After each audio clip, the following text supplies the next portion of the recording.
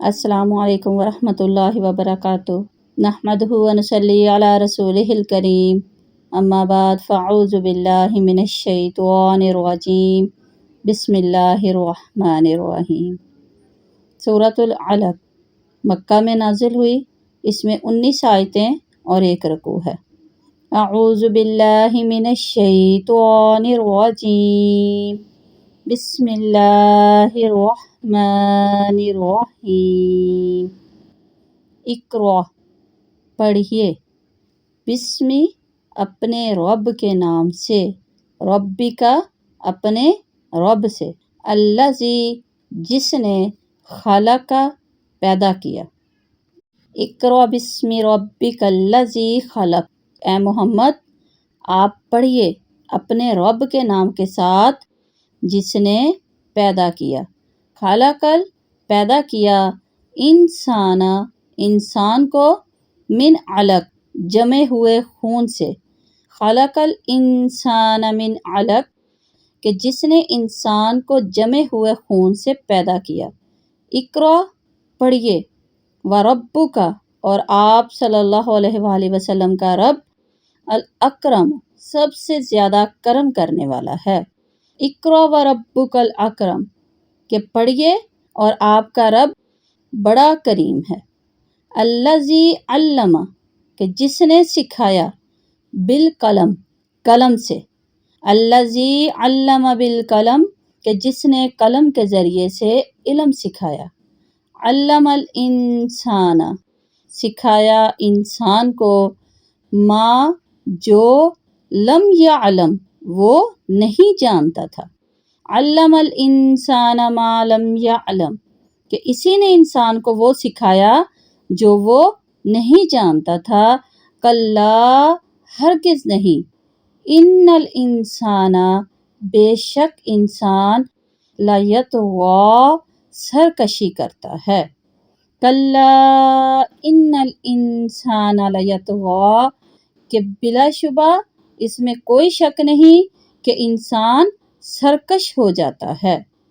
ان رآہ کہ دیکھتا ہے خود کو، استغنا بے پرواہ۔ ان رآہ استغنا جب وہ اپنے آپ کو بے پرواہ دیکھتا ہے۔ ان بے شک، الی ربک آپ کے رب کی طرف ہے، رجعا لوٹ کر جانا۔ ان الی ربک رجعا کہ بے شک تیرے رب ہی کی طرف لوٹنا ہے۔ ارأیت کیا تو نے دیکھا، الذی اس کو، ینہا جو منع کرتا ہے۔ ارأیت الذی ینہا کیا تو نے دیکھا اس شخص کو جو منع کرتا ہے، عبدا اذا ایک بندے کو جب، صلی وہ نماز پڑھتا ہے، کہ عبدا اذا صلی کہ ہمارے خاص بندے محمد صلی اللہ علیہ وآلہ وسلم کو جب وہ نماز پڑھتا ہے۔ ارأیت کیا تو نے دیکھا، ان کانا اگر وہ ہو، علی الہدی ہدایت پر۔ ارأیت ان کان علی الہدی بھلا دیکھو تو اگر وہ ہدایت پر ہو، او امرا یا حکم دیتا ہے، بالتقوی پرہیزگاری کا، او امرا بالتقوی یا پرہیزگاری کی ہدایت کرتا ہے۔ ارأیت کیا تو نے دیکھا، ان کذب کہ اگر اس نے جھٹلایا، وتولی اور منہ موڑا۔ ارأیت ان کذب وتولی آپ نے دیکھ لیا اگر اس نے جھٹلایا اور منہ موڑ لیا۔ علم یعلم تو کیا وہ نہیں جانتا، بأن اللہ کہ اللہ، یرا دیکھتا ہے۔ علم یعلم بأن اللہ یرا تو کیا وہ نہیں جانتا کہ اللہ تعالیٰ دیکھ رہا ہے۔ کلا ہرگز نہیں، لئن اگر وہ، لم ینتہی وہ باز نہ آیا، لنسفعا تو ہم ضرور گھسیٹیں گے، بالناصیہ پیشانی کے بالوں سے پکڑ کر۔ کلا لم ینتہی لنسفعا بالناصیہ کہ اگر وہ باز نہ آئے گا تو ہم اس کے پیشانی کے بال پکڑ کر گھسیٹیں گے۔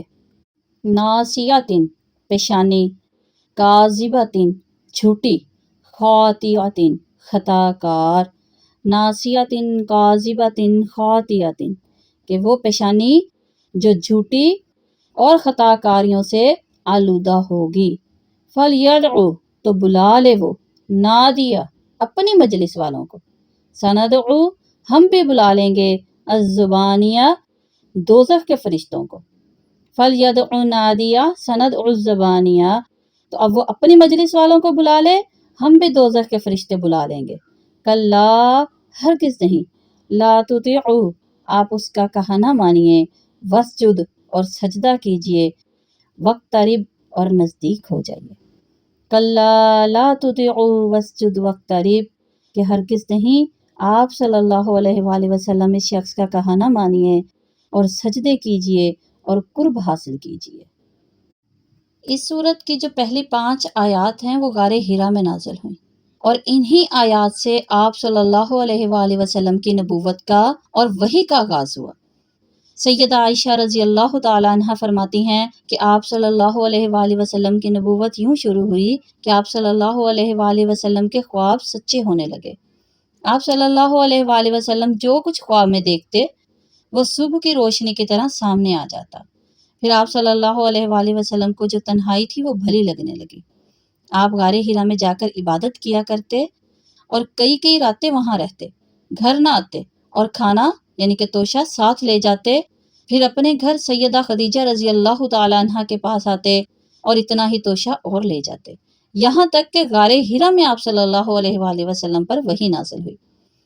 اب وحی کا آغاز کیسے ہوا؟ آپ صلی اللہ علیہ وآلہ وسلم کے پاس فرشتہ آیا، فرشتہ جبرائیل، اور آپ صلی اللہ علیہ وآلہ وسلم سے کہنے لگا پڑھیے، تو آپ صلی اللہ علیہ وآلہ وسلم نے فرمایا میں ان پڑھ ہوں۔ آپ کہتے تھے کہ پھر فرشتہ نے مجھے زور سے بھینچا، پھر چھوڑا اور کہا پڑھیے، میں نے کہا میں ان پڑھ ہوں۔ اس نے پھر دوبارہ ویسے ہی کیا، چھوڑا اور کہا پڑھیے، میں نے کہا میں پڑھا لکھا نہیں ہوں۔ فرشتے نے پھر تیسری بار زور سے بھینچا، پھر چھوڑا اور کہا اقرأ بسم ربک الذی خلق۔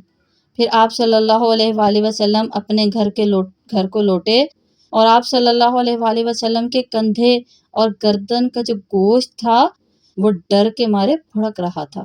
آ کر سیدہ خدیجہ رضی اللہ تعالیٰ عنہ سے فرمایا مجھے کپڑا اڑا دو، کپڑا اڑا دو۔ پھر جب آپ صلی اللہ علیہ وآلہ وسلم کا ڈر جاتا رہا تو آپ صلی اللہ علیہ وآلہ وسلم نے خدیجہ رضی اللہ تعالیٰ عنہ سے کہا خدیجہ پتہ نہیں مجھے کیا ہوا، مجھے تو اپنی جان کا خطرہ لاحق ہو گیا ہے۔ پھر آپ صلی اللہ علیہ وآلہ وسلم نے انہیں سارا واقعہ سنایا۔ سیدہ خدیجہ رضی اللہ تعالیٰ عنہ کہنے لگیں ہرگز ایسا نہیں ہوگا، بلکہ آپ خوش ہو جائیے، اللہ کی قسم آپ صلی اللہ علیہ وآلہ وسلم کو اللہ کبھی ضائع نہیں کرے گا، کیونکہ آپ صلی اللہ علیہ وآلہ وسلم قرابت داروں سے اچھا سلوک کرتے ہیں، ہمیشہ سچ بولتے ہیں، ناتوانوں کے بوجھ اٹھاتے ہیں، محروم لوگوں کی ضرورت کی اشیاء مہیا کرتے ہیں، مہمان کی ضیافت کرتے ہیں اور مصیبتوں میں حق کی پاسداری کرتے ہیں۔ پھر سیدہ خدیجہ رضی اللہ تعالیٰ عنہ آپ صلی اللہ علیہ وآلہ وسلم کو ساتھ لے کر ورقہ بن نوفل کے پاس گئیں، جو سیدہ خدیجہ رضی اللہ تعالیٰ عنہ کے چچا زاد بھائی تھے، یعنی ان کا باپ اور ورقہ کا باپ بھائی تھے۔ دور جاہلیت میں وہ عیسائی ہو گئے تھے، کیونکہ اس وقت یہی دین تھا۔ وہ عربی لکھنا خوب جانتے تھے اور انجیل کا عربی زبان میں ترجمہ لکھا کرتے تھے، جتنی کہ اللہ کو منظور ہوتا۔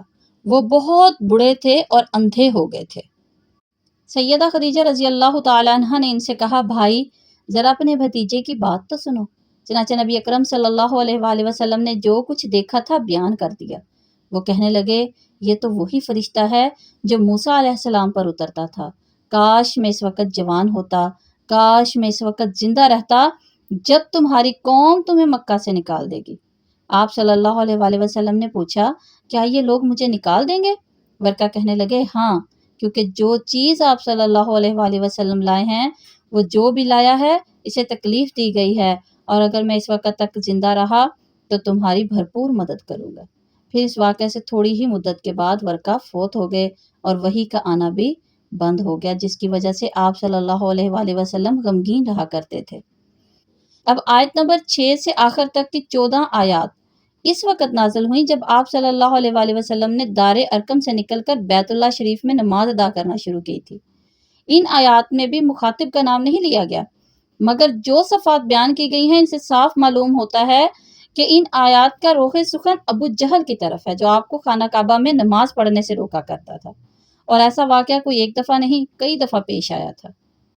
ان الفاظ سے صاف معلوم ہوتا ہے کہ جبرائیل نے غار حرا میں جو وحی آپ پر پیش کی وہ مکتوب شکل میں تھی، ورنہ آپ کو جواب میں ما انا بکارا یعنی کہ میں پڑھا ہوا نہیں ہوں کہنے کی ضرورت ہی پیش نہ آتی۔ اگر کوئی استاد کسی بچے کو یا شاگرد کو زبانی پڑھائے تو اسے ایسا فقرہ جواب میں کہنے کی ضرورت پیش نہیں آتی۔ وحی کا آغاز اللہ تعالیٰ کی معرفت سے کیا گیا۔ کائنات کی تخلیق کس نے کی، کیسے ہوئی، انسان کا اس کائنات میں کیا مقام ہے، یہ ایسے سوالات ہیں جو ابتدائے نوع انسانی سے ہی صاحب فکر انسانوں کی توجہ کا مرکز بنے رہے ہیں۔ اسی سوال کا جواب سب سے پہلے دیا گیا اور بتایا گیا ہے کہ کائنات از خود ہی مادہ سے پیدا نہیں ہو گئی، نہ یہ حسن اتفاقات کا نتیجہ ہے، بلکہ کائنات کی ایک ایک چیز کا خالق اللہ تعالیٰ ہے۔ اسی کے نام سے یعنی بسم اللہ کہہ کر آپ صلی اللہ علیہ وآلہ وسلم یہ وحی پڑھنا شروع کریں۔ اور دوسری بات یہ اس سوال کا جواب ہے۔ سوال یہ ہے کہ اس کائنات میں انسان کا کیا مقام ہے، اور جواب یہ ہے کہ جیسے کائنات کی ہر چیز اللہ کی مخلوق ہے ویسے ہی انسان بھی اللہ ہی کی مخلوق ہے۔ مخلوق کو یہ کسی طرح جائز نہیں کہ وہ اپنے ہی جیسی مخلوق کے آگے سر جھکائے۔ دوسری بات یہ ہے کہ اللہ تعالیٰ نے انسان کو ایک معجز نما طریقے سے پیدا کیا۔ استقرار حمل کے بعد ایک بے جان لوتھڑا تھا جس پر اللہ تعالیٰ نے کئی مراحل گزارے۔ اس لوتھڑے پر اس کے اعضاء کے نقش و نگار بنائے، جسم کے اندرونی اعضاء پیدا کیے اور پھر اس میں کئی طرح کی ظاہری اور باطنی قوتیں پیدا کر کے اسے ماں کے پیٹ سے باہر نکالا۔ اب جس نے انسان کی پیدائش سے پہلے ہی اس کی زندگی کی بقا کے وہ تمام اسباب مہیا کر دیے جو اس غرض کی تکمیل کے لیے ضروری تھے، پھر انسان کو ان اسباب سے کام لینے اور انہیں استعمال کرنے کا طریقہ بھی اسی کی فطرت میں رکھ دیا۔ اسی پروردگار کا نام لے کر آپ پڑھیے۔ انسان کی بہت بڑی فضیلت ہے کہ وہ صاحب علم ہے۔ اللہ تعالیٰ نے اس پر یہ مہربانی فرمائی کہ اسے قلم کے استعمال کا طریقہ سکھا دیا، جس سے علم کی وسیع پیمانے پر اشاعت ہو سکتی ہے اور لکھی ہوئی چیز کسی عالم کی موت کے بعد بھی برقرار رہتی ہے اور اگلی نسلوں میں منتقل ہوتی چلی جاتی ہے۔ اگر اللہ تعالیٰ انسان کو علم اور کتابت کے فن کا طریقہ الہام نہ کرتا تو انسان کی علمی قابلیتیں سمٹ کر انتہائی محدود رہ جاتی۔ یہ اللہ تعالیٰ کا عام دستور ہے، مگر اللہ تعالیٰ نے جو علم انبیاء کو بذریعہ وحی عطا فرمایا ہے وہ انسانی علوم سے بلند تر اور ہر قسم کی غلطیوں سے پاک ہے۔ یہ استثنائی صورت ہے، اور بالخصوص رسول اللہ صلی اللہ علیہ وآلہ وسلم کو اللہ تعالیٰ نے قلم کے ذریعے علم نہیں سکھایا، جس میں کفار کے کئی اعتراضات کے جواب اور دیگر مصلحتیں تھیں جن کا قرآن نے جا بجا ذکر کر دیا ہے۔ انسان جب ماں کے پیٹ سے باہر آتا ہے نا تو اس وقت وہ کچھ بھی نہیں جانتا۔ اللہ تعالیٰ اسے قلم کے استعمال سے پہلے ہی بہت سی باتیں سکھا دیتا ہے۔ یہ پہلی وحی کی آخری آیت ہے جس میں یہ اشارہ بھی موجود ہے کہ آپ صلی اللہ علیہ وآلہ وسلم کو وہ علم دیا جا رہا ہے جو جاننے کے لیے آپ صلی اللہ علیہ وآلہ وسلم عرصہ سے بے تاب تھے، اور اس نے آپ کو اپنا نبی بنا لیا ہے۔ اب آیت نمبر 6 اور آیت نمبر 7 میں انسانوں کی اکثریت یا خدا فراموش انسان کی ایک عام خصلت بیان کی گئی ہے کہ جب کسی کو سیر ہو کر کھانا کھانے کو مل جائے نا اور وہ اس پر خوشحالی کا دور آ جائے تو وہ اپنے جیسے انسانوں کو تو درکنار اپنے خالق و مالک کو بھی خاطر میں نہیں لاتا اور اس کی سرکشی اور بغاوت پر اتر آتا ہے۔ رجع بامعنی لوٹ کر واپس جانے کا مقام، یعنی انسان دنیا میں خواہ کتنی ہی سرکشی اختیار کر لے بالآخر اسے اپنے پروردگار کے پاس جانا پڑے گا۔ اس وقت اسے معلوم ہو جائے گا کہ اس کی اس متکبرانہ روش کا انجام کیسے ہوتا ہے۔ اب جو آپ صلی اللہ علیہ وآلہ وسلم کے بیت اللہ میں نماز پڑھنے پر ابو جہل کا سیکھپا ہونا اور اس کے حملے کرنا، ہوا یہ کہ ایک دفعہ ابو جہل نے قریشی سرداروں سے کہا کہ محمد صلی اللہ علیہ وآلہ وسلم تم لوگوں کے سامنے اپنا چہرہ خاک آلود کرتا ہے، یعنی بیت اللہ میں نماز ادا کرنے کے دوران سجدہ کرتا ہے۔ لوگوں نے کہا ہاں، کہنے لگا لات و عزا کی قسم، اگر میں نے اسے اب اس حال میں دیکھ لیا تو اس کی گردن روند ڈالوں گا اور اس کا چہرہ مٹی پر رگڑ دوں گا۔ اس کے بعد جب آپ کو کعبہ میں نماز پڑھتے دیکھا تو اس برے ارادے سے آپ کی طرف بڑھا، پھر اچانک پیچھے ہٹنے لگا۔ سرداران قریش نے جب اپنے رئیس کو اس حال میں دیکھا تو حیرانی سے پوچھا، ابو الحکم کیا ہوا؟ وہ گھبرایا ہوا کہنے لگا، میرے اور محمد صلی اللہ علیہ وآلہ وسلم کے درمیان ایک خوفناک آگ حائل ہو گئی تھی، اور رسول اللہ صلی اللہ علیہ وآلہ وسلم نے لوگوں کو بتایا کہ اگر وہ میرے قریب آتا تو فرشتے اس کا ایک ایک عضو اچک لیتے۔ اسی طرح ایک دفعہ ابو جہل اپنے اہل مجلس سے کہنے لگا کہ محمد صلی اللہ علیہ وآلہ وسلم نے ہمارے معبودوں کی تذلیل اور بزرگوں کی توہین کر کے ہمارے ناک میں دم کر رکھا ہے۔ اب میں نے اللہ سے عہد کیا ہے کہ جب میں اسے نماز میں دیکھوں گا اس کا سر ایک بھاری پتھر سے کچل دوں گا، پھر تم خواہ بنو عبد مناف سے میری حفاظت کرو یا بے یار و مددگار چھوڑ دو۔ اس کے ساتھیوں نے کہا، ہم تجھے بے یار و مددگار نہیں چھوڑیں گے، تم جو کچھ کرنا چاہتے ہو کر گزرو۔ چنانچہ صبح ہوئی اور آپ صلی اللہ علیہ وآلہ وسلم حسب دستور نماز ادا کرنے لگے تو وہ اپنے پروگرام کے مطابق ایک بھاری پتھر اٹھا کر آگے بڑھا اور آپ صلی اللہ علیہ وآلہ وسلم کے سجدہ میں جانے کا انتظار کرنے لگا۔ قریب پہنچا ہی تھا کہ پھر پیچھے ہٹنے لگا۔ اس کا رنگ اڑ گیا اور بدحواسی کی وجہ سے اپنے ہاتھ سے پتھر بھی نیچے پھینک نہ سکا۔ اس کے دوستوں نے پوچھا، یہ کیا ماجرا ہے؟ اس کے حواس ٹھکانے آئے تو کہنے لگا، کیا بتاؤں، ایک کریول منظر اونٹ آڑے آ گیا تھا۔ اس اونٹ جیسی کھوپڑی، اس جیسی گردن اور اس اونٹ کے دانتوں جیسے دانت میں نے آج تک نہیں دیکھے۔ یہ اونٹ مجھے نگل لینا چاہتا تھا۔ ایک دفعہ آپ خانہ کعبہ کے پاس نماز پڑھ رہے تھے۔ ابو جہل اور اس کے ساتھی بھی وہاں بیٹھے ہوئے تھے۔ ابو جہل اپنے ساتھیوں کو مخاطب کر کے کہنے لگا، تم میں سے کون ہے جو فلاں شخص کے ہاں ذبح شدہ اونٹنی کا بچہ دان اٹھا لائے اور محمد صلی اللہ علیہ وآلہ وسلم جب سجدہ میں جائے تو اس کی پیٹھ پر رکھ دے؟ عقبہ بن ابی معیط فوراً بول اٹھا کہ یہ کام میں کروں گا۔ چنانچہ وہ گیا اور بچہ دان اٹھا لایا۔ پھر جب آپ سجدہ میں گئے تو اسے آپ کے دونوں کندھوں کے درمیان رکھ دیا۔ عبداللہ بن مسعود کہتے ہیں کہ میں ان کے مقابلہ میں اپنی کمزوری کی وجہ سے کچھ بھی نہیں کر سکتا تھا، کاش میں آپ صلی اللہ علیہ وآلہ وسلم کی کچھ مدد کر سکتا۔ یہ منظر دیکھ کر ابو جہل اور اس کے ساتھی ہنستے ہنستے ایک دوسرے کے اوپر گرے پڑتے تھے اور آپ صلی اللہ علیہ وآلہ وسلم اتنے بوجھ کی وجہ سے اپنا سر اٹھا نہیں سکتے تھے۔ اتنے میں کسی نے سیدہ فاطمہ رضی اللہ تعالیٰ عنہ کو خبر کر دی۔ وہ آئیں اور آپ صلی اللہ علیہ وآلہ وسلم کی گردن سے بچہ دانی کو اٹھا کر پرے پھینک دیا اور انہیں برا بھلا کہنے لگی۔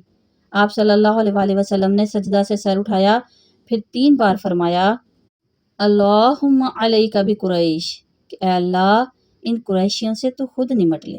یہ کلمات سن کر وہ لوگ سہم گئے کیونکہ انہیں اس بات کا خطرہ پڑ گیا کہ آپ صلی اللہ علیہ وآلہ وسلم کی بد دعا رنگ لا کر رہے گی۔ پھر آپ صلی اللہ علیہ وآلہ وسلم نے اس مجمع کے 6 آدمیوں کے نام لے کر انہیں بد دعا دی اور فرمایا، یا اللہ ابو جہل سے نمٹ لے، عتبہ بن ربی، شیبہ بن ربی، ولید بن امیہ بن خلف اور عتبہ بن ابی معیط سے نمٹ لے۔ سیدنا عبداللہ بن مسعود فرماتے ہیں کہ اس اللہ کی قسم جس کے ہاتھ میں میری جان ہے، یہ سب لوگ بدر کی لڑائی میں مارے گئے اور بدر کے کنویں میں پھینکے گئے تھے۔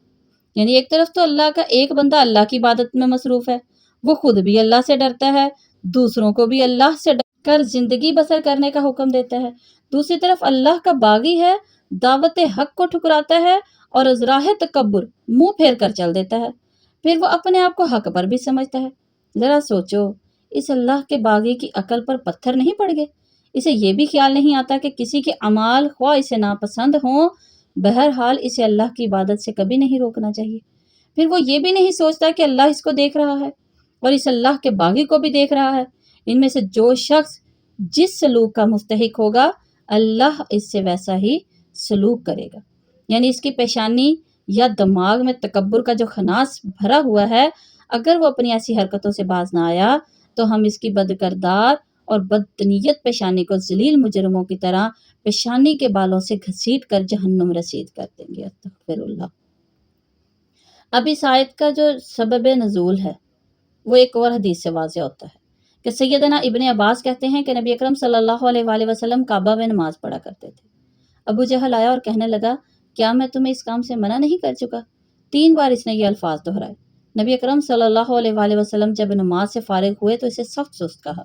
ابو جہل کہنے لگا، یہ تو تم جانتے ہو کہ کسی کے ہم نشین مجھ سے زیادہ نہیں۔ اللہ تعالیٰ نے یہ آیت نازل فرمائی کہ وہ اپنے ہم نشین بلا لے، ہم دوزخ کے فرشتے بلاتے ہیں۔ ابن عباس کہتے ہیں، اللہ کی قسم اگر وہ اپنے ہم نشین بلاتا تو اللہ کے فرشتے۔ الزبانیہ، زبانیہ سے مراد بلا اتفاق دوزخ کے عذاب دینے والے فرشتے ہیں۔ زبان الاقرب یعنی کہ بچھو کا ڈنگ، اس لحاظ سے ایسے فرشتے مراد ہیں جو سخت دکھ دینے والے اور بے رحم ہوں گے۔